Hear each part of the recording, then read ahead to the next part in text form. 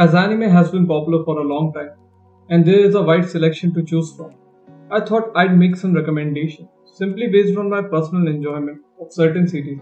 It's all my opinion, so feel free to disagree and watch the ones that speaks to you the most from the list. As the title of this video suggests, all the animes are somewhat like Beastars. Let's not spend any more time and get right down to business. But before that, I urge you to smash the subscribe button as we will be posting consistently from now on.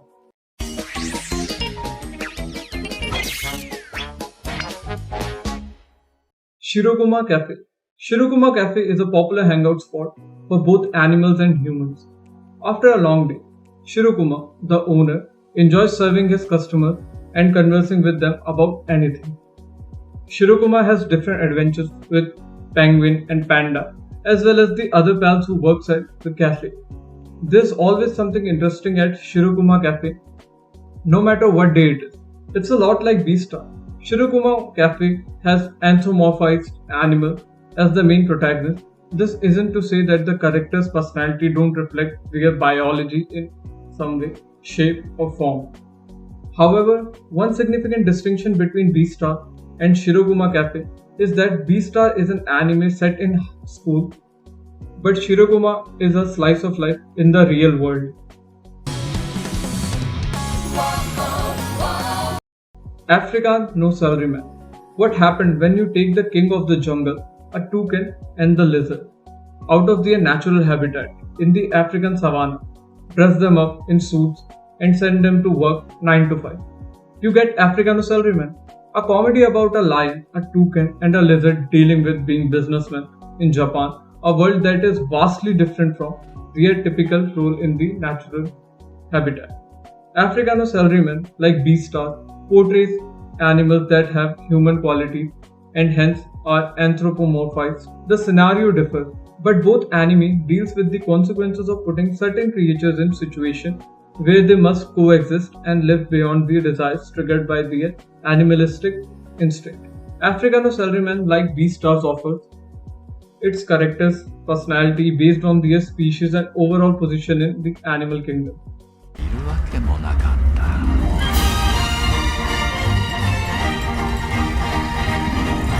The Boy and the Beast. This is a story of a young boy and a beast, two strong-willed personalities, each with their own problems. Ren, a 9-year-old, is in the pit after his mother's death, and his father's is nowhere to be found. He ends up living on the streets of Shibuya because his extended family refuses to have anything to do with him. Kumatetsu is feared but not particularly revered fighter who is currently in position to become the current lord when he retired. However, as his antisocial character prevents him from having the charisma that a leader is expected to have, he resolves to prove himself by seeking out a follower. Ren meets Kumatetsu when he wanders into Shibuten, and their lives eventually become entwined. Ren, on the other hand, is divided between his own world and the one he has pulled into. But are they really that different? The Boy and the Beast. Connections between the world we know and a world ruled by monsters.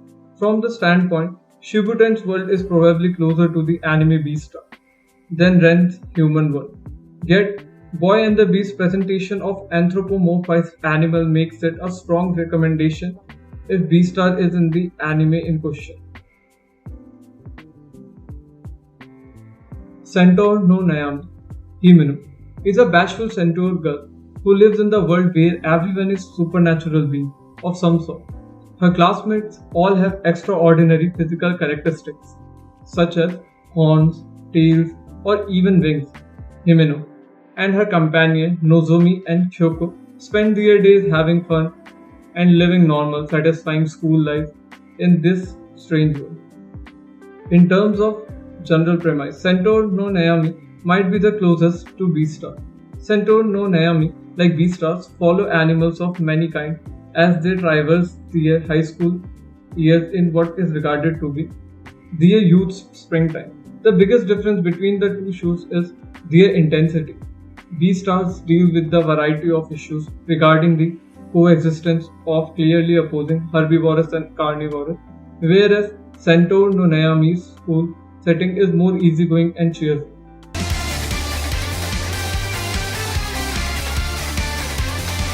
DNA. Michiro, a human high school girl, is turned into a raccoon by mistake in this anime. She flees to Anima City, where Beastman lives, in the hopes of discovering what happened to her and finding safety from people who are hunting her. Anima City is far from paradise during a festival celebrating the town's 10th anniversary. Shihiro Ogami, a supposedly indestructible wolf and sworn guardian of all beastmen, confronts her after seeing an explosion in the square. As they hunt down the bomber, the two discover that Michiro isn't your average beastman, and they set out to learn more about her unusual past and strange talents. Could she be the missing connection that connects humans and beastmen?